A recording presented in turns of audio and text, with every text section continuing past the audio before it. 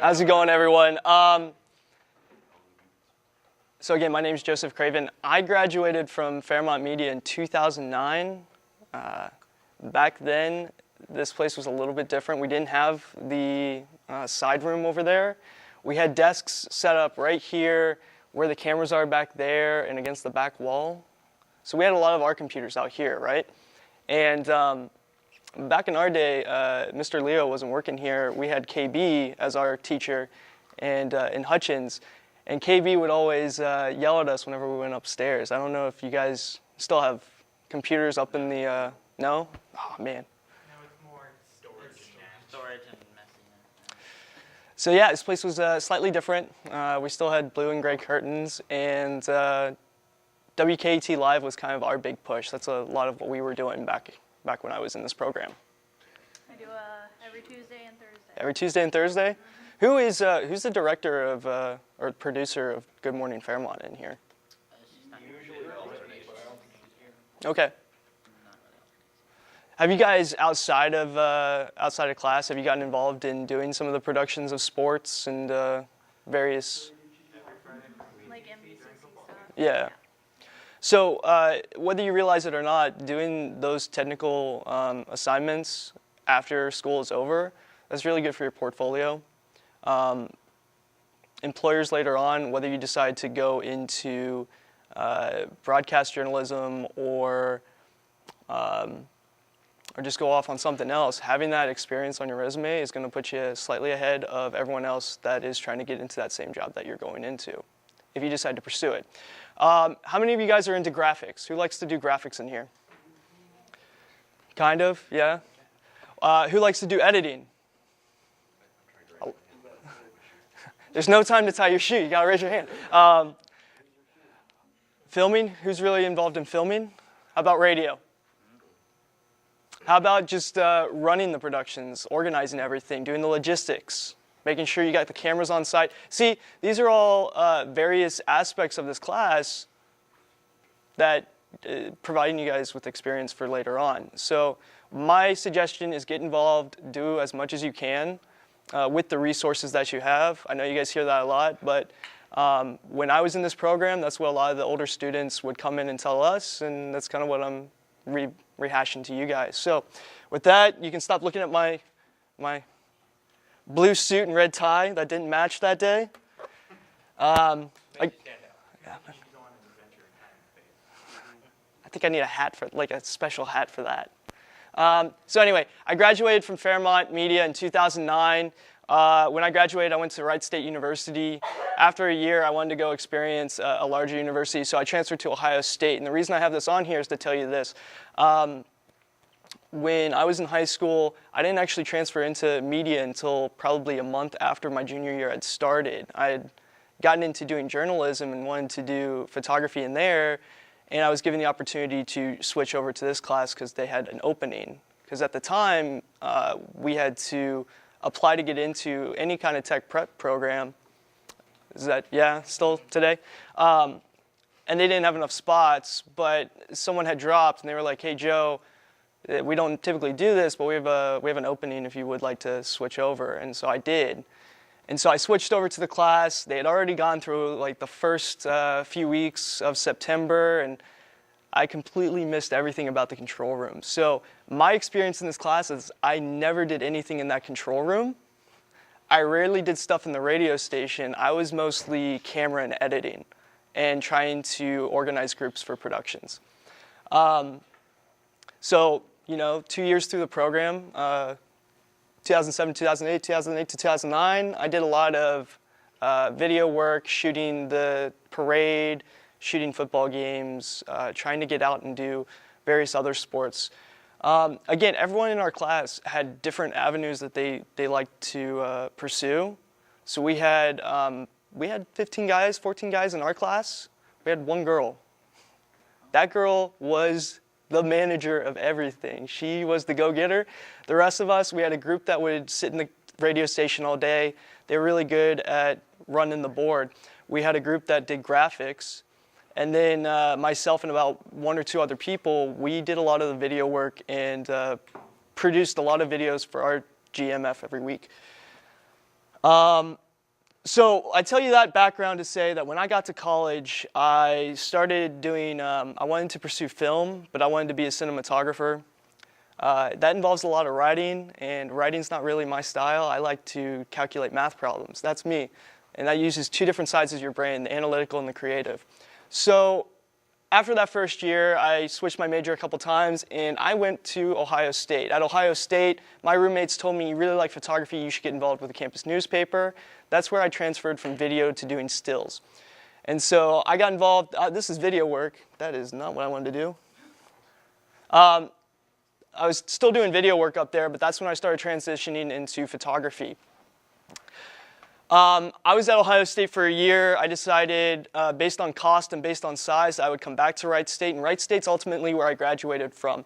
When I came back from Ohio State, I got involved. I really wanted to shoot soccer, and I never got the chance to shoot Columbus Crew when I was in Columbus. So when I got back, they told me about a little soccer team in Bellbrook, and I got involved with them. They found out I had video work, so I volunteered. That led to other projects. A group at UD who puts on a production of Rocky Horror Picture Show every year. I became their photographer. Go With the Flow is a yoga event that's held every year in downtown Dayton. I got involved as their photographer. Through these opportunities, you network, you meet people. Through meeting people, I worked with the Dutch Lions for about 3 years as a volunteer. That's unpaid. I met people, and one guy runs his own amateur website about lower division soccer. I like soccer, so I volunteer with him. And what that pays off is now I get credentials to go to bigger events. So a Dutch Lions game was about less than 300 people in attendance, not a big sporting event. This past summer, I was shooting down in Cincinnati in front of 25,000 people. That's a pretty cool atmosphere to be shooting in front of. That also adds to your portfolio, as he was saying. And when you have a nice looking portfolio, you can submit it. Next thing you know, I was shooting tennis at the Western Southern Open. For me, that's a pretty big deal. That was massive. I was shooting Andy Murray and Marin Cilic, who are some of the biggest players on the tour right now. And again, now I'm back at Wright State for my graduate degree, and I'm volunteering with the campus newspaper there. The takeaway from this background of experiences is put yourself out there, paid or unpaid. Just try to get as much experience as you can, because that markets yourself for the next opportunity. And it's always about growing and building your skill set. What this photo is getting down to Cincinnati. So I want you to picture Dutch Lions soccer being, very sparse, not a lot of people in the stands, to this is like a Where's Waldo. Can you guys see me in this photo? Mm-hmm. Yeah. Oh, do I stand out right down there? You're more crouching than standing. Yeah. That's the power pose. No, it's not. Education-wise, I graduated from here. I finished at Wright State with a marketing degree, and I'm now working on my MBA. A lot of the people that graduated with my class, not a lot of people went into design or media after college, but it was the skills and tools that you learned in here that benefited you for those other opportunities. So people the year after us, a lot of those guys who graduated in 2010, they got involved in doing a lot of video and graphic work.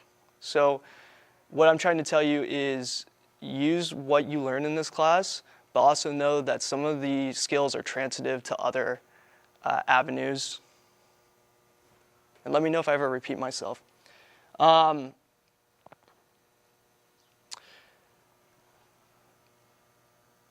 With one positive from this class, whether you realize it or not, is it teaches you responsibility and meeting your deadlines, which are going to be beneficial for other things. Because when you get into college, you got tight deadlines. Read 3 chapters by next Friday. Well, each chapter is like 40 pages. And you're expected to learn it, know it.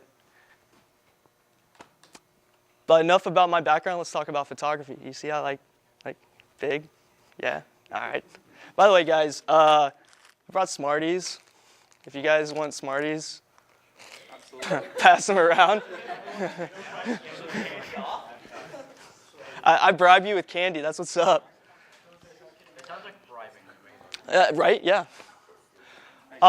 What have you guys learned about? Because you guys are all seniors, so I'm not going to be talking down to you. What are some of the things you've learned already last year and this year about photography and Photoshop presets? Raw. What's a benefit of camera raw? That's what we just said. It lets me do stuff easily without learning Photoshop. Yeah. Would you say that the raw file has more data elements to it? It's a crazy large file, right? Yeah. Like 20 megabytes for one still. That's ridiculous. But that actually, you can manipulate it however you want, and that's kind of one of the cool aspects about using Photoshop, right? Or any other kind of software, whether it be Lightroom or Aperture. So the next few slides are just going to be running through the different types of photography you can do. You can do double exposures. You can do multiple exposures. I like doing these. These are fun. You could get involved with doing events. What's cool about doing events is when the people see the photos, like the people involved in the event see the photos, it's nostalgia. They're seeing themselves there, and that adds value. Again, I was a marketing major, so it's all about adding value to what you do.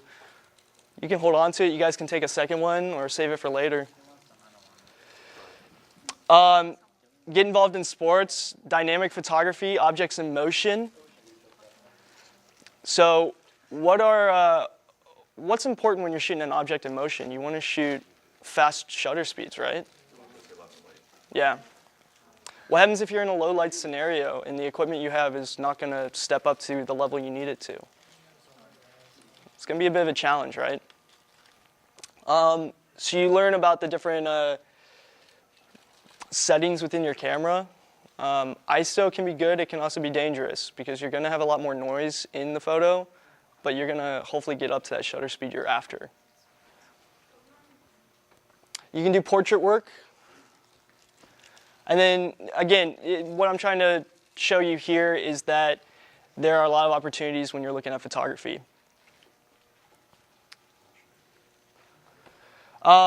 Shooting events, one thing that you always want to do, I'm not so much going to talk to you guys about Photoshop presets today. I have not created a preset. I've used presets before, but a lot of my editing is in Lightroom, which is just another software.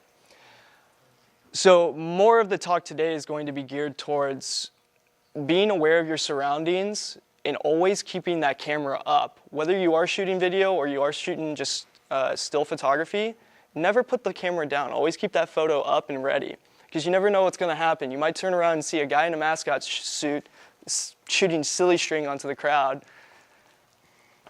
You might capture moments like this, whether it's a dude who's conducting, shouting at his band, trying to get them fired up, or this dude who's just having a good old time. Wait, hold up, What's that?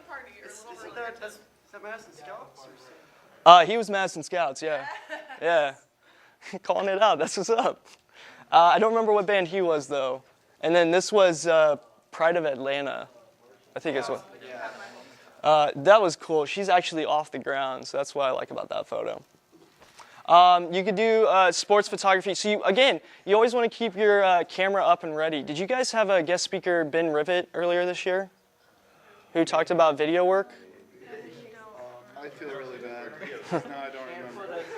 So one of the gentlemen from the Dayton area that I met, he was down there doing a lot of video work, and he was contracted to be there.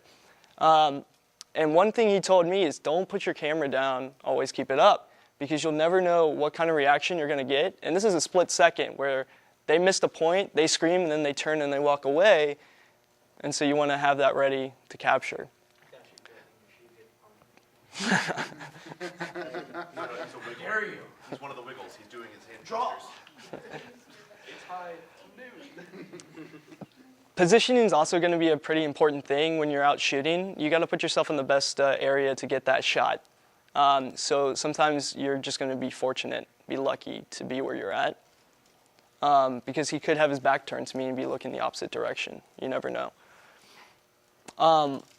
Why do these images speak more than just him standing there or him wiping sweat? Raw emotion. You can just talk it out. Because it's more of like a sudden action that we don't see every day, caught in a split second. So it's more intriguing to the eye because we don't see it every day. So she used a key word there. It's intriguing, right? It sells emotion. It's an evocative photo.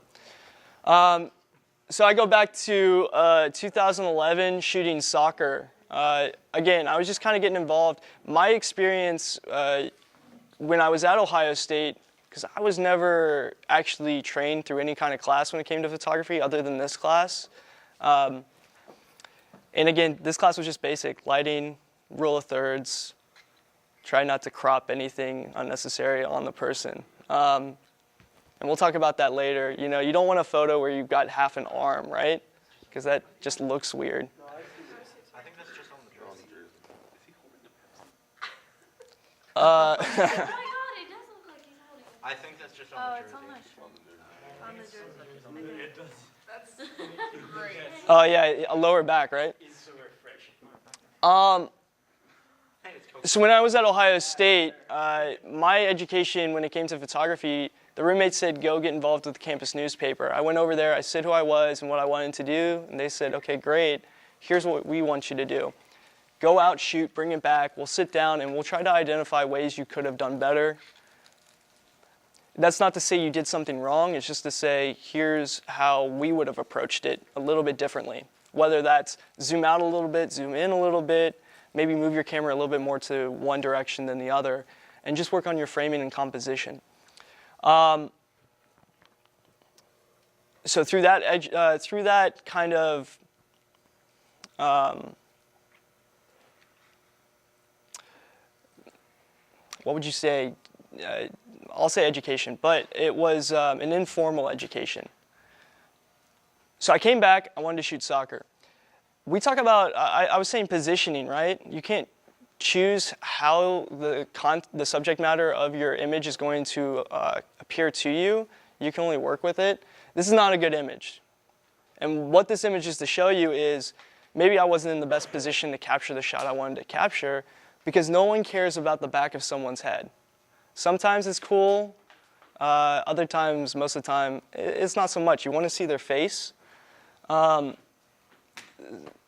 So when looking at this photo, yeah, it's cool. You got the rubber popping up off the ground.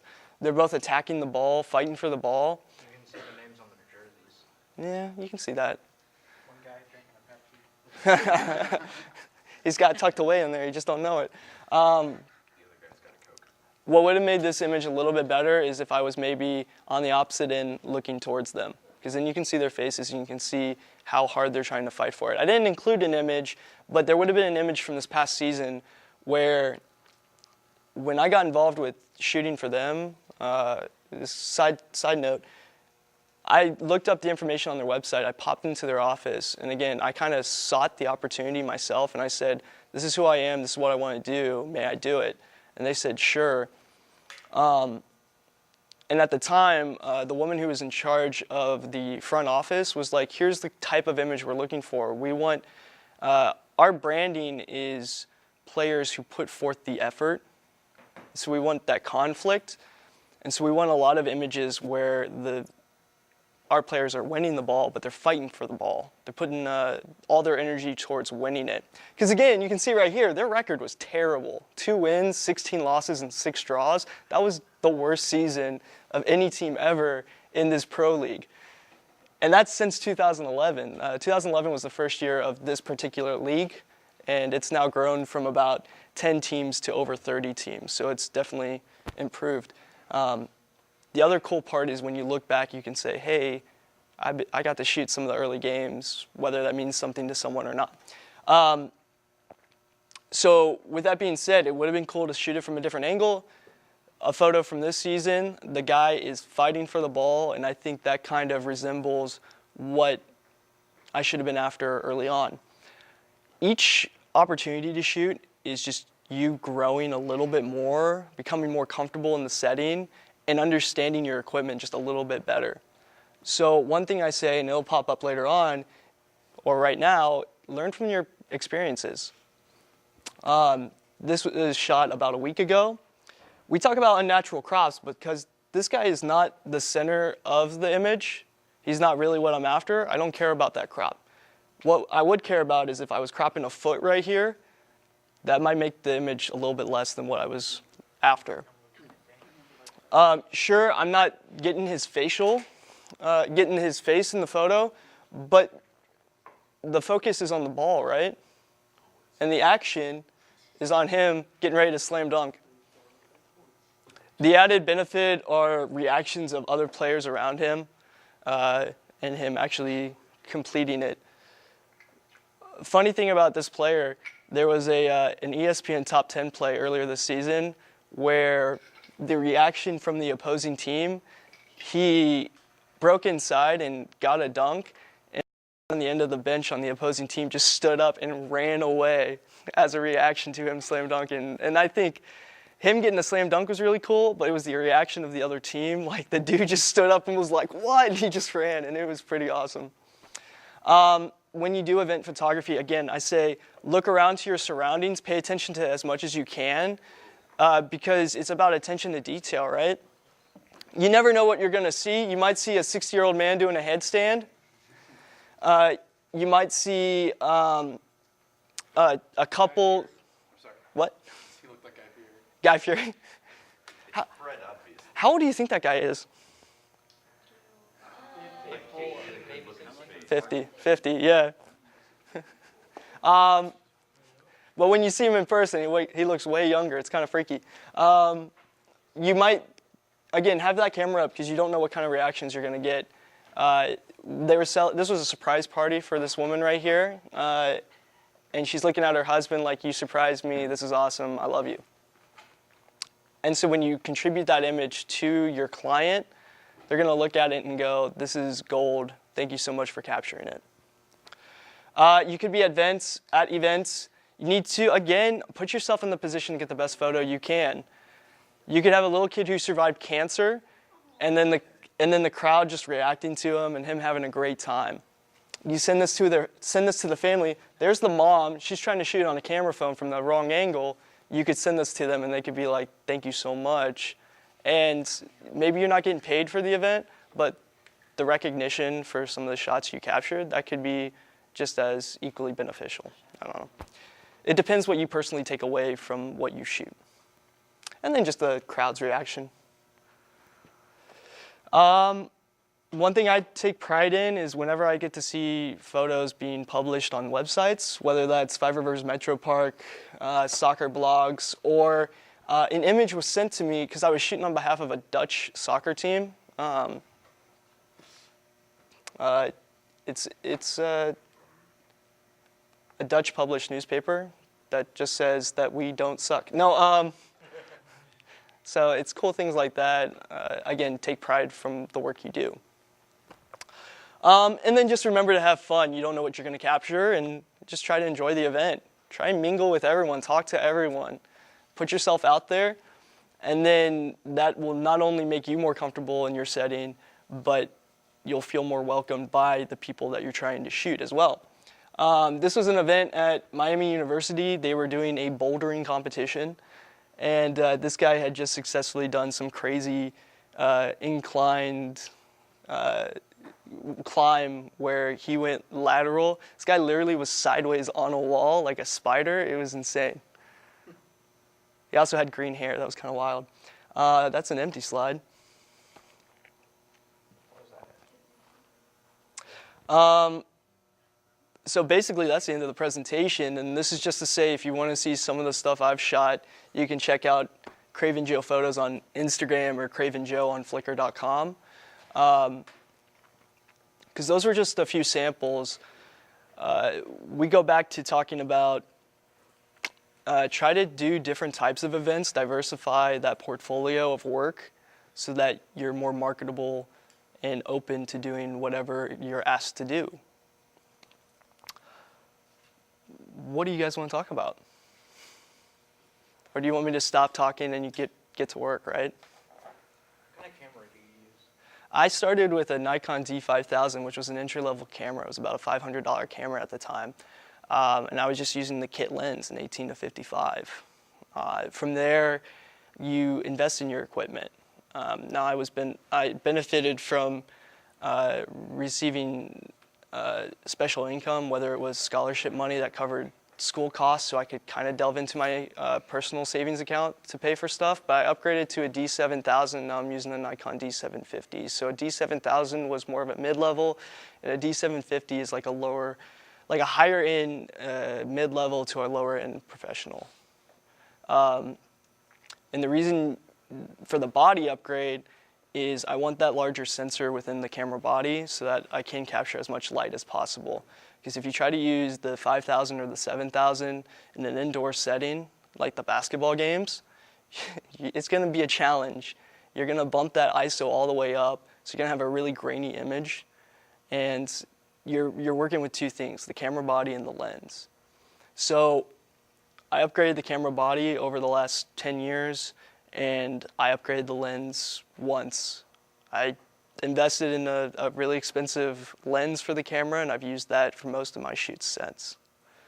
To upgrade even further, I'd be looking to drop a lot of money. So I work with the equipment that you have and do the best that you can. I would say I've been fortunate to have the equipment that I've had over the last couple years. But you got to think back to the earlier parts where you're not going to have that equipment. You're only going to have what's in your hand. And the best equipment is what you have, right? That's what they say? Yeah. We should know about using what we have because those cameras are, what, about 20 years old, guys? Oh, those are older than that. Yeah. So when we talk events, we talked about WKT Live, we talked about Good Morning Fairmont, and we talked about after-school events where you just want to try and gain as much experience as possible. When looking at, classes on campus and what they're doing, clubs on campus and what they're doing, or just scholastic sports after school, you got to identify that there are opportunities to put yourself out there. So you got to approach either, again, for me, a lot of what I do is I try to focus on sports. So I think what I'm going to say is, go to those teachers, go to the athletic director, try to present them with a solid plan of what you want to do. So pre-production, right? Organizing yourself to provide that selling point because you're trying to sell them on the idea. So you're going to approach them and say, this is what I want to do and this is how it benefits you. May I do it? They'll grant you permission or they won't. You got to be respectful of the final decision they make. And then from there, if they say yes, you got to follow through with it, and you got to present the best work you can. Tell me about a project that you guys have done recently. What's something you've worked on recently? Student assistant. It doesn't have to be. It doesn't have to be video. It doesn't have to be photography. Right on. What about something in a class that you're doing, right? Paper, reading a book. Group projects? You guys do group projects?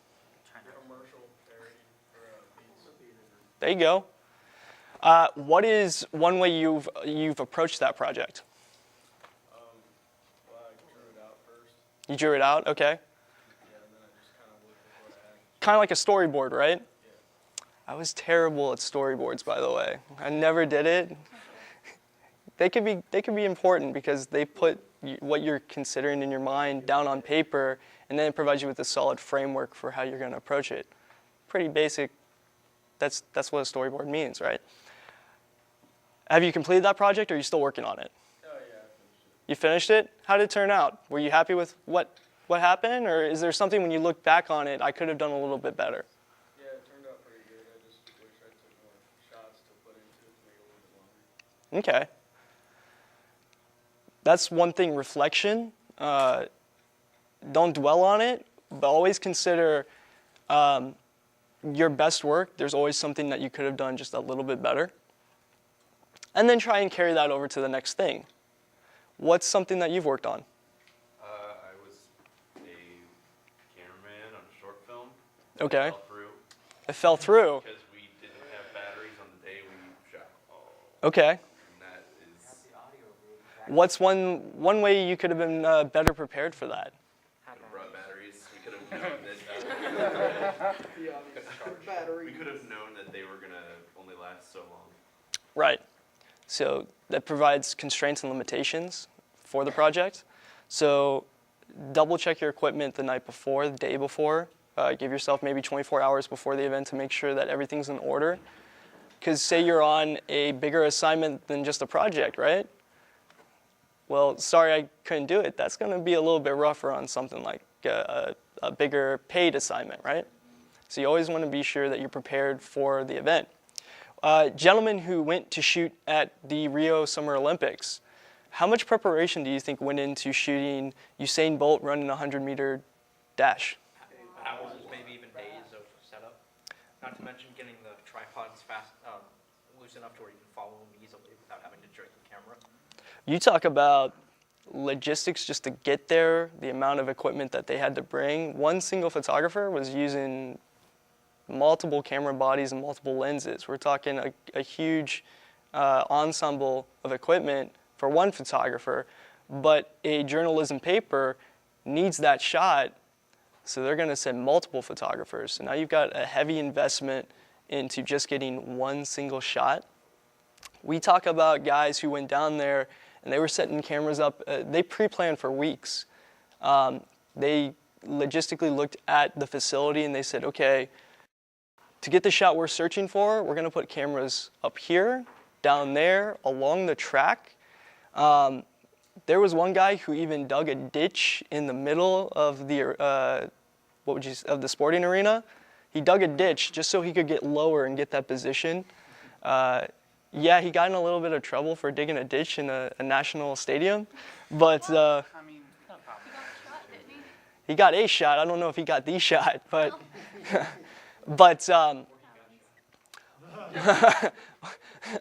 guess you could say he dug himself a hole. he did dig himself a hole.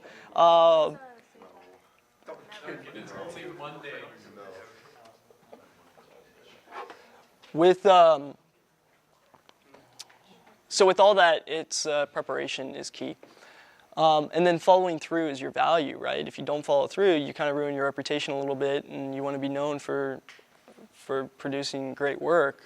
So what else can we talk about? Group work. How do you guys work in teams? That's the truth, though. Not good? A lot of us prefer to work alone. We all love each other. When we do work in groups, we do get time.